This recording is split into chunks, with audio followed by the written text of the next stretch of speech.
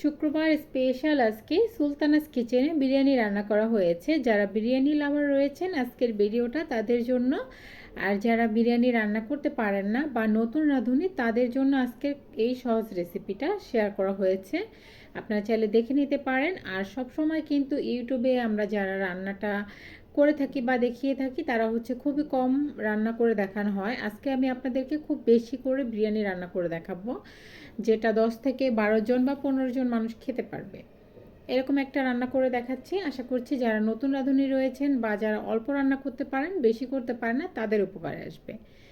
সর্বপ্রথমে চুলায় একটি প্যান বসিয়ে দিয়েছি। এখানে পর্যাপ্ত পরিমাণে তেল দিয়ে দিচ্ছি স্বাদ অনুযায়ী লবণ। আর হাফ কেজি এখানে আলু রয়েছে কিউব করে কেটে রাখা, সেই আলুটা এখানে আমি ভেজে নিব আর কি। আজকে যে বিফ বিরিয়ানি রয়েছে এতে আমি আলু দিব, এর জন্য আলুটা ভালোভাবে ভেজে নিতে হবে। চুলার আঁচ কমিয়ে ভালোভাবে নেড়েচেড়ে আলুটা সেদ্ধ হয়ে যাওয়া অবধি এটাকে ভেজে নিব। আবার আঁচটা বাড়িয়ে দিতে যাবেন না, এতে করে কিন্তু আলুর উপরে কালার চলে আসবে, ভিতরে সেদ্ধ হবে না, সেটাও বলে দিলাম। তো যখন আলুটা ভাজা হয়ে যাবে আলুটাকে কিন্তু উঠিয়ে সাইডে রেখে দিতে হবে। তারপরে এই তেলে আমি পেঁয়াজের বেরেস্তা করব, এই তেলে আমি মাংসটা রান্না করে নিব। সবগুলো আলু উঠিয়ে আমি সাইডে রেখে দিচ্ছি। আর এখানে 2 কাপের মতো পেঁয়াজ কুচি দিয়ে দিচ্ছি। পেঁয়াজটাকে পুরো বেরেস্তা করে ভেজে নিতে হবে। চুলার আঁচ মাঝামাঝি রেখে পেঁয়াজটা বেরেস্তা করে নিচ্ছি। আর সেই ফাঁকে চলে যাচ্ছি আমরা যেই মাংসটা রয়েছে সেটা একটু দেখে নিচ্ছি। এখানে 2 কেজি 200 গ্রামের মতো মাংস রয়েছে। এখানে হাড় চর্বি সহকার মাংসটা রয়েছে, এটা ধুয়ে পরিষ্কার করে কেটে নিয়েছি, কেটে সাইডে রেখে দিয়েছি। আর আমি আজকে প্যাকেট মশলায় বিরিয়ানিটা তৈরি করে দেখাচ্ছি। এর জন্য 1 প্যাকেট নিয়েছি রাঁধুনি রেডিমিক্স বিরিয়ানি মশলা। তো এই সুযোগে আমাদের যে বেরেস্তাটা সেটা হয়ে গেছে। এখন কিছুটা বেরেস্তা আমি উঠিয়ে সাইডে রেখে দিচ্ছি, এটা আমি বিরিয়ানিতে পরে ব্যবহার করব। আর যেটা থেকে যাবে সেটার ভিতরে আমি যে মাংসটা রয়েছে সেটা আমি দিয়ে দিব। এই বেরেস্তার ভিতরে মাংসটা আমি 5 থেকে 7 মিনিটের মতো ভেজে নিব। মাংসটা কিন্তু পানি ঝরিয়ে দিতে হবে, তা না হলে মাংস থেকে বেশ কিছুটা পানি উঠে আসবে, এক্ষেত্রে কিন্তু মাংসটা ভালোভাবে ভাজা হবে না। আমি পানি ঝরিয়ে সবগুলো মাংস দিয়ে দিয়েছি। এখন নেড়েচেড়ে 5 থেকে 7 মিনিট ভেজে নিচ্ছি। আর ভেজে নেওয়ার পরে এখানে আমি বাড়তি কিছু মশলা অ্যাড করব। এর কারণ হচ্ছে রাঁধুনি রেডিমিক্স 1 প্যাকেটের মশলা দিয়ে হচ্ছে গিয়ে 1 কেজি মাংস রান্না করা যাবে। তো আমি যেহেতু এখানে 2 কেজিরও বেশি নিয়েছি, এর জন্য আমি বাড়তি মশলা অ্যাড করছি। আর স্বাদ অনুযায়ী লবণ দিয়ে দিচ্ছি। এখানে মাংস সেদ্ধ হতে যতটা লবণ লাগবে বা মাংসের জন্য অতটাই দিয়ে দিয়েছি। আর মশলাটা দিয়ে দিচ্ছি।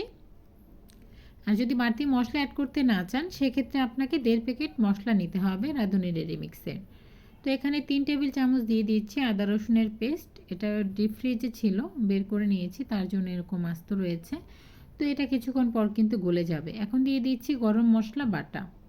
আর এখানে রয়েছে বাদাম বাটা, বাদাম, জয়ত্রী আর কিছুটা জায়ফল আমি বেটে এখানে দিয়ে দিয়েছি, হাফ জায়ফল। আর দিয়ে দিচ্ছি রাঁধুনি রেডিমিক্স সেই মশলাটা। এটা দিয়ে ভালোভাবে মিক্স করে নেড়েচেড়ে এটাকে কষিয়ে নিতে হবে যতক্ষণ না পর্যন্ত তেলটা ভেসে উঠেছে, সে পর্যায়ে পর্যন্ত কষিয়ে নিতে হবে। তো এই পর্যায়ে আমি ঢাকনা ছাড়া এটা কষিয়ে নিচ্ছি।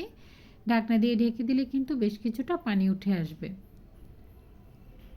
কষানো হয়ে গেছে। তো এখন আমি দিয়ে দিচ্ছি কাঁচামরিচ। এখানে 10 থেকে 12টির মতো কাঁচামরিচ দিয়েছি। যেহেতু আমি এখানে কোনো শুকনো লাল মরিচের গুঁড়ো ব্যবহার করিনি, তো আমি কাঁচামরিচের ঝালটাই এখানে দিচ্ছি।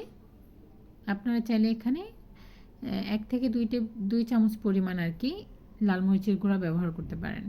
তো এখানে আমি লিকুইড দুধ দিয়ে দিচ্ছি 1 কাপ। এটা মেজারমেন্ট কাপ দিয়ে মেপে দিলে 2 কাপ হবে।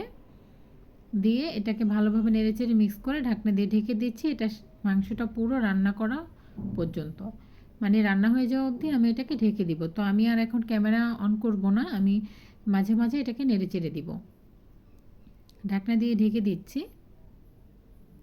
তো মাংসটা হতে হতে আমি চালটাকে ধুয়ে নিব। এখানে আমি 4 কাপ পোলার চাল নিয়েছি। এটাকে ধুয়ে পরিষ্কার করে স্ট্রেনারে ঝরিয়ে রেখে দিব। তো আপনারা এই পর্যায়ে বলতে পারেন যে আমরা কি খুব বেশি খাই? তো না, আমরা খুব বেশি খাই না। শুক্রবার স্পেশাল কিছু রান্না, হয়তো গেস্ট থাকতে পারে, এর জন্য আর কি একটু বাড়তি রান্না করাটা হয়েছে আজকে। আমরা খুব বেশি খাই না। তো এখন এটা রান্না করা হয়ে গেছে। আমি কিন্তু আলুটা এ পর্যায়ে দিয়েছি। মাংসটা যখন হয়ে গেছে আলুটা দিয়ে আমি 10 মিনিটের মতো রান্না করে নিয়েছি। এখন ওটাকে সাইডে রেখে দিচ্ছি। দিয়ে দিচ্ছি এখানে 4 টেবিল চামচ পরিমাণে ঘি হবে। ঘিয়ের ভিতরে দিয়ে দিচ্ছি একটি তেজপাতা কেটে রাখা, 2 টুকরো দারচিনি আর 4টা এলাচ দিয়েছি মুখ ফাটিয়ে, এটা রাইস রান্না করার জন্য। এখন ধুয়ে পরিষ্কার করে রাখা রাইসটা এখানে দিয়ে দিচ্ছি। এটাকে কিছুক্ষণ ভেজে নিব। ভেজে নেওয়ার পরে এটা হবে কি, চালটা ধুয়ে ভিজিয়ে রাখার পরে হচ্ছে চালটা খুব লম্বা হয়ে যায় আর রাইসটা খুব ঝরঝরে হয় এর জন্য। আর এই যে এখন যে চালটা ভেজে নিচ্ছি এর জন্য কিন্তু খুবই ঝরঝরে হবে বিরিয়ানিটা, সেটাও বলে দিলাম। আর এ পর্যায়ে এখানে বিরিয়ানি থেকে মশলা তেল উঠিয়ে আমি এখানে অ্যাড করে দিচ্ছি চালটাকে একটু ভেজে নেওয়ার জন্য। এতে করে বিরিয়ানিটা খেতে কিন্তু অনেকটা টেস্টি হবে। আপনারা একবার ট্রাই করে দেখতে পারেন, এই প্রসেসিংটা ফলো করতে পারেন। তো ভালোভাবে এটাকে ভেজে নিয়ে কষিয়ে নিয়েছি আর কি।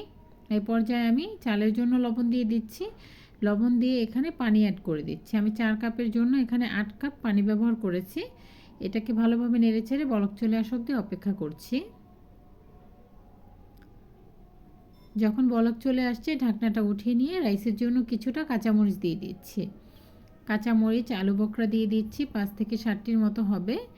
দিয়ে দিচ্ছি 1 মুঠের মতো কিশমিশ। দিয়ে ভালোভাবে নেড়েচেড়ে মিক্স করে নিচ্ছি। মিক্স করা হয়ে গেলে এখানে রান্না করে রাখা যে মাংসটা রয়েছে সেটা অ্যাড করে দিচ্ছি। অ্যাড করে দিয়ে এটাকে নেড়েচেড়ে মিক্স করে দমে বসিয়ে রেখে দিতে হবে। বিরিয়ানি, তেহারি যেটাই বলেন না কেন, এটা কিন্তু যতটা দমে বসিয়ে রাখা যায় খেতে কিন্তু ততটাই টেস্টি হয়। তো আপনারা এভাবে কিন্তু চিকেন বিরিয়ানি রান্না করতে পারেন বা চিকেন রোস্ট, বিফ রেজালাও রান্না করতে পারেন এই একই প্রসেসিং ফলো করে। আমি যেভাবে রান্না করেছি এভাবে কিন্তু আপনারা রেজালাটাও রান্না করে নিতে পারেন। তো নেড়েচেড়ে মিক্স করে এটাকে ঢাকনা দিয়ে ঢেকে দমে বসিয়ে রেখে দিচ্ছি। 10 থেকে 15 মিনিট পরে ফিরে আসছি। তো 10-15 মিনিট পরে কিন্তু এই যে ঢাকনাটা তুলে নিচ্ছি। আমি এর ফাঁকে একবার নাড়াচাড়া করে দিয়েছিলাম, মানে রাইসটা যেন উল্টে পাল্টে দিয়েছি ভালোভাবে সেদ্ধ হওয়ার জন্য। এ পর্যায়ে রান্নাটা কমপ্লিট হয়ে গেছে। আশা করছি সহজ বিরিয়ানি রেসিপি আপনাদের কাছে ভালো লেগেছে। আর ভালো লেগে থাকলে অবশ্যই একটি লাইক দিতে ভুলবেন না। আর আমার পাশে থাকতে, আমাকে সাপোর্ট করতে আমার চ্যানেলটিকে সাবস্ক্রাইব করবেন, নিয়মিত আমার ভিডিওগুলো দেখবেন আর বেশি বেশি করে ফ্রেন্ডস অ্যান্ড ফ্যামিলির সাথে শেয়ার করতে ভুলবেন না। আজকে এই পর্যায়ে এখানেই বিদায় নিচ্ছে। পরবর্তী ভিডিও নিয়ে হাজির হয়ে যাওয়া অবধি আপনারা সবাই ভালো থাকবেন, সুস্থ থাকবেন। আসসালামু আলাইকুম। আপনাদের সকলের সুস্বাস্থ্য কামনা করে আজকে বিদায় নিচ্ছি। আল্লাহ হাফেজ।